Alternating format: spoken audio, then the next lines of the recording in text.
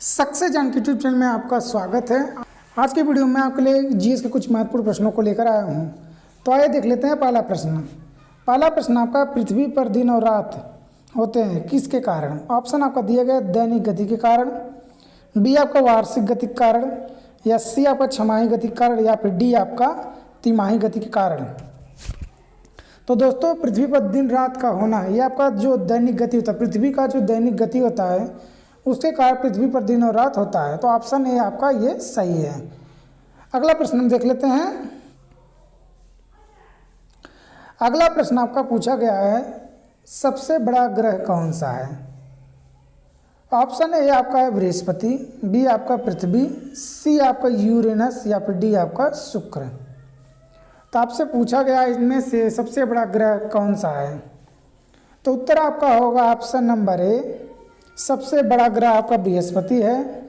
एक बात आपको ध्यान देना है, अगर आपसे पूछा जाए सबसे ज़्यादा उपग्रह किस ग्रह के पास है, पहले आपका था बृहस्पति के पास, लेकिन अब सबसे ज़्यादा उपग्रह की संख्या वह शनि के पास है। कितना है? 82, 82 उपग्रह हैं शनि के पास। दोनों प्रश्न आप याद रखिएगा। अगला प्रश्न हम देख लेते हैं। अगला प्रश्न आपका है, सबसे छोटा ग्रह कौन सा है? ऑप्शन है आपका मंगल, बी आपका शनि, सी बुध, या फिर डी आपका नेपच्यून। ऑप्शन नंबर सी बुध, ये आपका सही है। सबसे छोटा ग्रह कौन सा है? बुध। और सूर्य से सबसे नज़दीक ग्रह भी आपका ये बुध है।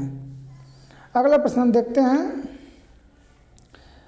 चौथा प्रश्न आपका, अबुल-हास धारा किस महासागर में बनती है? ऑप्शन है आपका प्रशांत महासागर में, बी आपका हिंद महासागर में, सी आपका आर्कटिक महासागर में, या डी किसी और अन्य महासागर में। तो अबुल-हास ये आपका जो धारा है ये आपका बनता है हिंद महासागर में। ऑप्शन बी आपका सही है। और यह आपका एक इकलौता महासागर है जो किसी देश के नाम पे रखा गया है। हिंदुस्तान के नाम पर इस महासागर का नाम रखा गया है, हिंद महासागर। इस बात को आप ध्यान दीजिएगा। अगला प्रश्न हम देखते हैं। पांचवा प्रश्न आपका, पृथ्वी पर सबसे भीतर वाला भाग क्रोड किसका बना होता है? ऑप्शन ए तांबा जस्ता, बी आपका निकेल और तांबा, या फिर लोहा जस्ता, या फिर डी लोहा और nickel.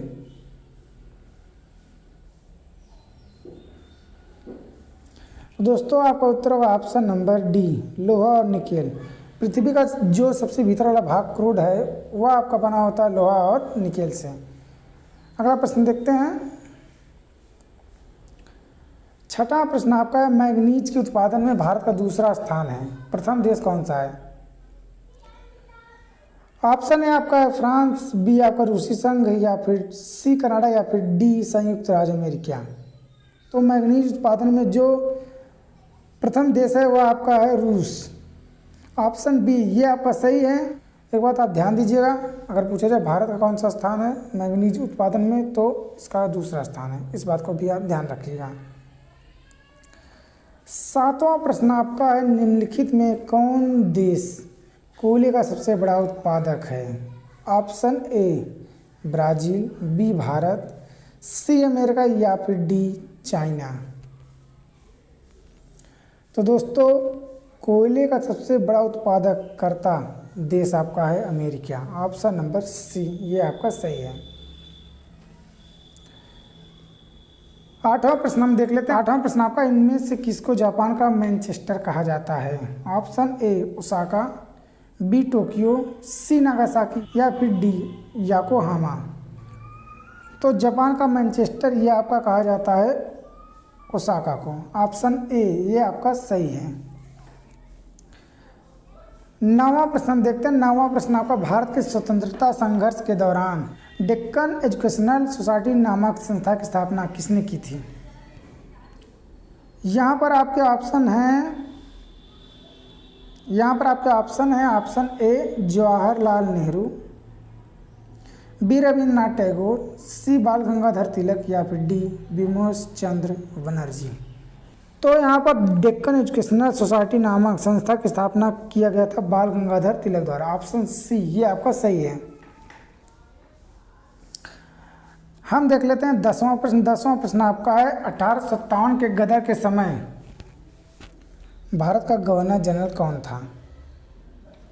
Option A lord Canning, B Neil Armstrong, C John Mathai या फिर डी अन्य। दोस्तों इसका उत्तर आपका होगा option number A lord Canning. अगला प्रश्न आपका एक नारा दिया गया भारत भारतीयों के लिए। यह नारा किस संस्था द्वारा दिया गया था? ऑप्शन आपका दिया गया अशासकीय संस्था, या फिर बी आर्य समाज ने, या फिर सी ब्रह्म समाज ने, या फिर डी अन्य। तो भारत भारतीयों के लिए यह नारा दिया गया था आर्य समाज द्वारा। आर्यों ने यह नारा दिया था। ऑप्शन नंबर बी आपका सही है। 12वां प्रश्न आपका विंध्याचल और सतपुड़ा पहाड़ियों के बीच से होकर बहने वाली नदी कौन सी है? Option A Narmada, B Sindhu नदी, या फिर सी कोसी, या फिर डी गोदावरी। तो इसका उत्तर होगा ऑप्शन नंबर ए नर्मदा नदी, जो विंध्याचल और सतपुड़ा पहाड़ियों के बीच से होकर गुजरती है। ऑप्शन ए आपका सही है। देखते हैं अगला प्रश्न। अगला प्रश्न आपका इन्वेस्टर प्रोटेक्शन फंड किस संस्था ने स्थापित किया है? ऑप्शन ए आपका है पूंजी मुद्दे ने, बी आपका DLF ने, या फिर सी सेबी ने, या फिर डी अन्य किसी और ने।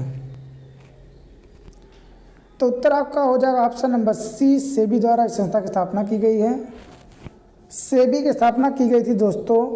सेबी क्या है इसका फुल फॉर्म जान लीजिए, securities and exchange board of India. इसकी स्थापना की गई थी 1992 में। स्थापना का उद्देश्य था जो शेयर मार्केट है उस पर ध्यान देना, उसकी स्थितियों पर ध्यान देने के लिए इस संस्था की स्थापना की गई थी। तो दोस्तों इन्वेस्टर प्रोटेक्शन फंड किस संस्था द्वारा स्थापित किया गया था? यह आपका सेबी द्वारा। अगला प्रश्न हम देखते हैं। अगला प्रश्न आपका है कुंडापुर एवं करवार कच्छ वनस्पति स्थान कहाँ स्थित है? ऑप्शन ए केरल राज्य में, बी कर्नाटक राज्य में, सी तमिलनाडु राज्य में, या फिर डी त्रिपुरा राज्य में। तो उत्तर आपका ऑप्शन नंबर बी कर्नाटक राज्य में। ये उत्तर आपका सही है। अगला प्रश्न हम देखते हैं। 15वां और अंतिम प्रश्न है भारत की प्रथम बहुउद्देशीय परियोजना किस नदी पर बनाई गई थी? ऑप्शन ए कावेरी नदी, बी गंडक नदी, या फिर सी दामोदर नदी, या फिर ऑप्शन डी यमुना नदी। तो इसका उत्तर होगा ऑप्शन नंबर सी दामोदर नदी पर भारत की प्रथम बहुउद्देशीय परियोजना बनाई गई थी। बहुत ही इंपॉर्टेंट क्वेश्चन है, आप याद रखिएगा। पूछा जाता है भारत की प्रथम बहुउद्देशीय योजना कौन सी है? इस परियोजना को पंडित जवाहरलाल नेहरू, जो भारत के प्रथम प्रधानमंत्री हैं, उन्होंने आधुनिक भारत का मंदिर की संज्ञा दी थी। दोस्तों ये रहा 15 महत्वपूर्ण जीके क्वेश्चन। अगर वीडियो पसंद आए तो वीडियो को लाइक करना ना भूलें, चैनल को सब्सक्राइब कर दें। धन्यवाद।